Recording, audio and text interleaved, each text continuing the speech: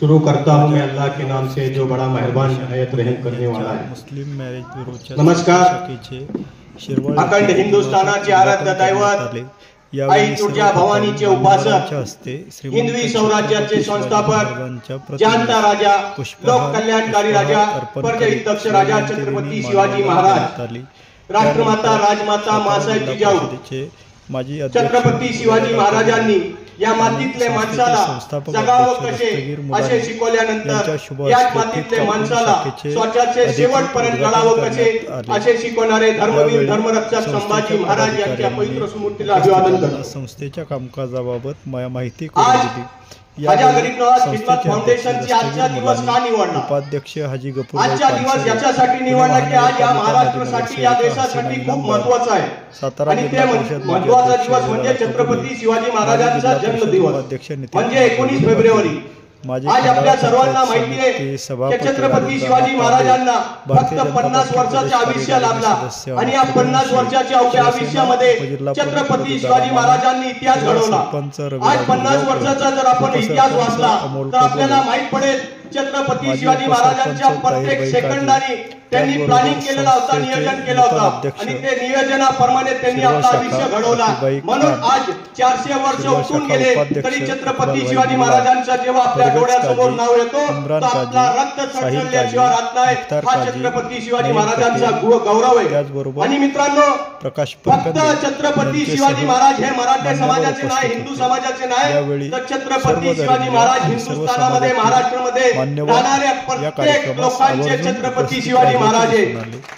आणि आज त्यांच्या 50 वर्षाच्या इतिहासामधनं आपल्याला फक्त 5 मिनिटाचा इतिहास सांगण्यात येतो की ते अफजल खानाचा कोटळा बाहेर काढला।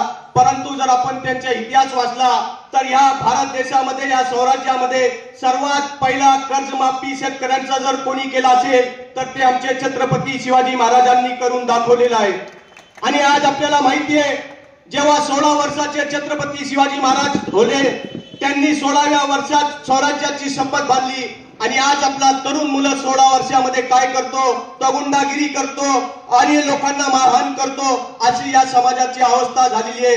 म्हणून मला सर्वांना विनंती करायची आहे जर आपल्याला या जगामध्ये प्रगती करायची असेल तर एकच पर्याय ते म्हणजे छत्रपती शिवाजी महाराजांच्या नियोजन पद्धत जीवन आपण समजलं पाहिजे आणि त्याच्या हिशोबाने जर आपण जीवन जगला तर या आयुष्यामध्ये आपण प्रगती झाल्याशिवाय राहणार नाही।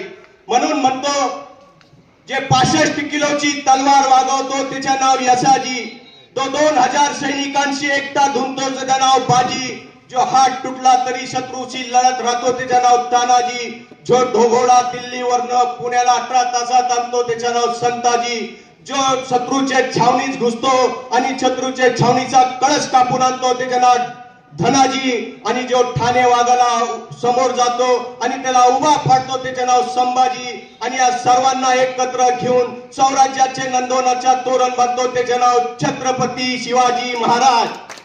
म्हणून मला आपल्याला जास्त वेळ इथं नाहीये, मी एवढंच सांगेल की आयुष्यामध्ये जीवन जगायचं असेल तर छत्रपती शिवाजी महाराजांसारखा जीवन जगा तरच आपली प्रगती होऊ शकतो। आणि जाता जाता एवढंच म्हणतो भारत कोई जमी का टुकड़ा नहीं, ये तो जीता जागता राष्ट्र पुरुष है, ये वंदन की भूमि है, ये तर्पण की भूमि है, ये शहीदों की भूमि है, ये क्रांति की भूमि है। हम जिएंगे भी इसके लिए और मरेंगे भी इसके लिए, और जब हम मर जाएंगे हमारी अस्थियां गंगा में मिला दी जाएगी, वो बहते बहते मिट्टी में मिल जाएगी और उस मिट्टी को कान लगाकर सुनोगे तो भारत माता के जय की आवाज आएगी, भारत माता के जय की आवाज आएगी। छत्रपति शिवाजी महाराज की